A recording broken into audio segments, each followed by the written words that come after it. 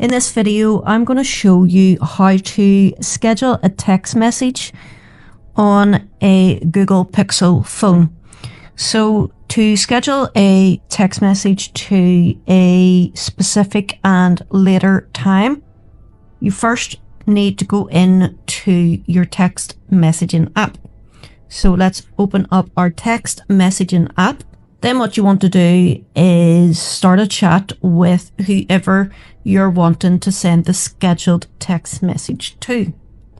So if I hit start chat and then select a name. Now what we're going to do is draw up the text message that we need to send. Once we're happy enough with the message that we want to send, then we long press on the arrow here where it says SMS. So just hold your finger down on this and it will give you an option to send this tomorrow at 8 AM, tomorrow at 1 PM, tomorrow at 6 PM.